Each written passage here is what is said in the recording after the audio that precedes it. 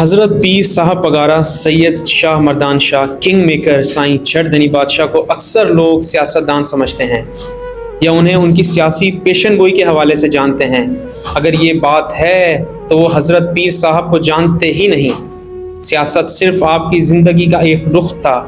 آپ ایک بڑے سلسلے کے روحانی پیشوا، بر صغیر کی عظیم خانقاہ کے سجادہ نشین، سینکڑوں دینی اور علمی ادبی اداروں کے سرپرست و بانی، ہزارہاں علماء کرام اور حفاظ کرام کے سرپرست، پاک و ہند جنگوں میں اپنے جوہر دکھانے والے حر مجاہدین کے سپہ سالار، اہل علم شخصیت کے مالک تھے۔ آپ کی زندگی ایک کھلی کتاب کے مانند تھی جس کا ہر صفحہ تابندہ، روشن اور منور تھا۔ حضرت سید شاہ مردان شاہ ثانی کا آپ کا خاندانی نام ہے، جو آپ کے امجد شمس العلماء حضرت پیر سید شاہ مردان شاہ اول کوٹ دھنی کی نسبت سے رکھا گیا۔ سید سکندر علی شاہ آپ کا عرفی نام ہے۔ آپ سلسلہ نسب میں 5 واسطوں سے راشدی خاندان کے جد امجد حضرت پیر سید محمد راشد روزہ دھنی سے، اور امام علی رضا، امام موسیٰ کاظم، امام حسین، حضرت علی المرتضیٰ اور بی بی فاطمہ رضی اللہ عنہا کے توسل سے 41 واسطوں سے حضور نبی اکرم صلی اللہ علیہ وسلم سے ملتے ہیں۔ سبحان اللہ۔ احمد فقیر مہر نامی گھوٹکی کے ایک بزرگ اور حافظ امام بخش باکرانی والے نے ابتدائی تعلیم دی۔ اس کے بعد تحریک آزادی میں مصروف آپ کے والد گرامی سوریہ بادشاہ کی گرفتاری اور خاندان کی نظر بندی کے باعث تعلیم تعطل کا شکار ہوئی۔ 20 مارچ 1943 کو حضرت سوریہ بادشاہ کو شہید کیا گیا۔ آپ کے صاحبزادگان حضرت پیر سید شاہ مردان شاہ اور میاں حزب اللہ شاہ المعروف نادر علی شاہ کو تعلیم کے بہانے انگریز نے علی گڑھ کے طرف بھیجا۔ اس سفر کا احوال پیر صاحب خود بیان کرتے ہوئے فرماتے ہیں، کراچی سے ہمیں علی گڑھ لایا گیا۔ وہاں ہم نے بہت دنوں بعد آزاد فضا میں سانس لیا۔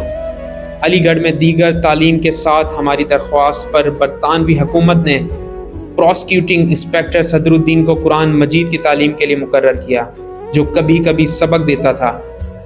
علی گڑھ میں کوئی خاص انتظام نہیں تھا۔ پھر جون 1946 میں سمندری جہاز کے ذریعے لیورپول مطلب انگلینڈ پہنچایا گیا۔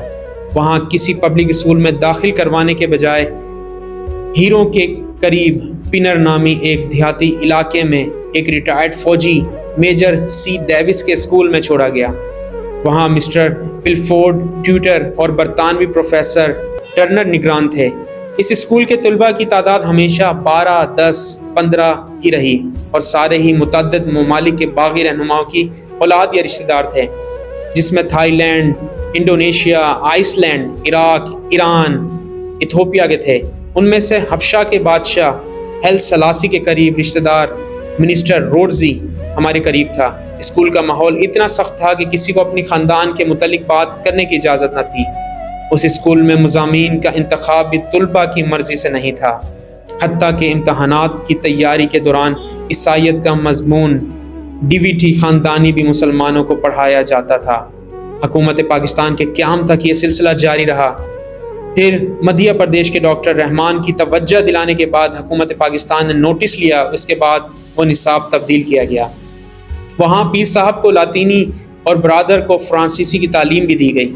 1952 میں پاکستان واپسی اور گدی کی بحالی کے بعد اعلیٰ حضرت امام احمد رضا خان بریلوی رحمۃ اللہ علیہ کے نبیرہ مولانا مفتی تقدس علی خان آپ کے تعلق بنے، جس نے اسلامی علوم کی تعلیم دی۔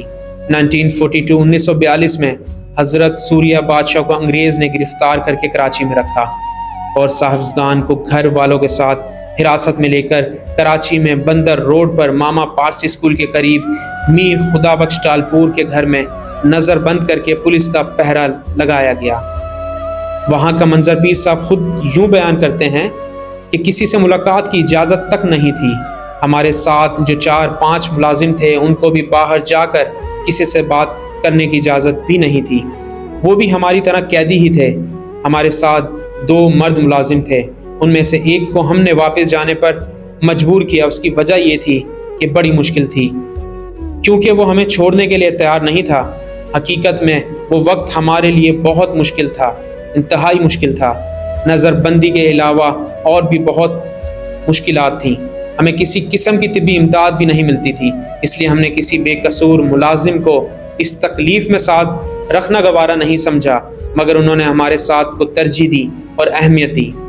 ہمارے والد محترم پیر سید صبغت اللہ شاہ شہید پر حیدرآباد کی جیل میں خصوصی مارشل لا تحت مقدمہ چلا۔ انگریز نے پھانسی کی سزا سنا کر 20 مارچ 1943 کو انہیں شہید کر دیا اور ہمیں ایک پولیس افسر مسٹر محمود حسین کی نگرانی میں علی گڑھ بھیجا گیا، وہاں سے انگلینڈ جلا وطن کر دیا گیا۔ 14 اگست 1947 کو اللہ تعالیٰ کے فضل سے قیام پاکستان کا اعلان ہوا، آزادی کا پرچم لہرایا گیا۔ اس نئے ملک کی خوشی میں سب حضرت سوریہ بادشاہ کے خاندان، صاحبزادگان اور ان کے حر مجاہدین کو بھول گئے۔ تحریک آزادی میں جن کی املاک ضبط کی گئیں، مکان جلائے گئے، جن کی اولادیں قتل کی گئیں، انہیں قید و بند میں محصور رکھا گیا، جنہوں نے سر خان بہادر جیسے القاب کے بجائے آزادی کی خاطر جام شہادت کو ترجیح دی۔ ہم جانتے ہیں، پاکستان جانتی ہے، نئے ملک کی آزاد فضا میں اپنے خوابوں کا پرچم انہوں نے قید کے سلاخوں کے پیچھے دیکھا۔ ادھر وطن سے دور سوریہ بادشاہ کے صاحبزادوں نے دیار غیر میں اپنے آزاد وطن کا اعلان سنا، پاکستان کے نام سے ایک آزاد ملک بن گیا، مگر اس آزادی کی خاطر جد و جہد کرنے والے قیدی ہی رہے۔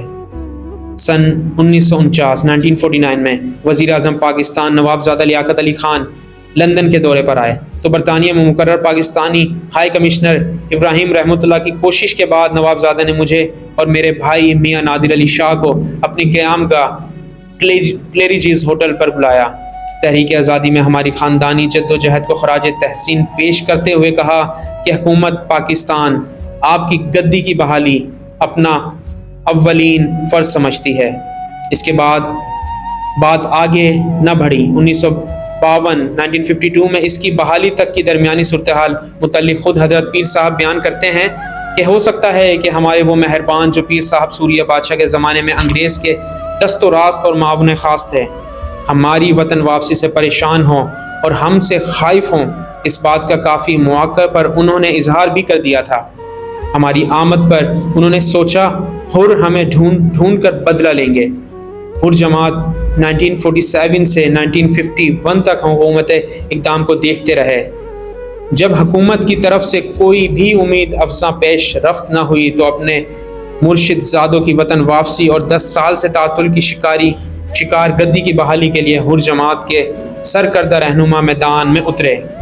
خانقاہ راشدیہ کے خاندانی مرشد حضرت پیر سید افضل شاہ گیلانی سجادہ نشین خانقاہ شریف ضلع جھنگ پنجاب، مٹیاری کے سید محمد علی شاہ جاموٹ، خانقاہ مشوری شریف کے حضرت پیر محمد قاسم مشوری، پھر جونڈی شریف کے بزرگ پیر عبد الخالق، استاذ العلماء مولانا محمد صالح مہر، علی بخش لغاری، محمد حیات جنیجو، محمد موسیٰ وسان، فقیر محمد بچل خاصخلی، ملوک فقیر مہر، محمد رحیم مہر، خلیفہ احمد فقیری لغاری، دیگر احباب نے مختلف اوقات میں وفود کی صورت میں گورنر سندھ شیخ دین محمد کشمیری سے ملاقات کر کے گدی کی بحالی پر زور دیا۔ گورنر صاحب خانقاہ چنا شریف کا مرید تھا، ان کی ہمدردیاں بھی ہر جماعت کے ساتھ تھیں۔ ان کوششوں کے نتیجے میں جب حضرت پیر صاحب اور برادر پاکستان تشریف لے آئے تو حال کیا تھا آپ سب جانتے ہیں۔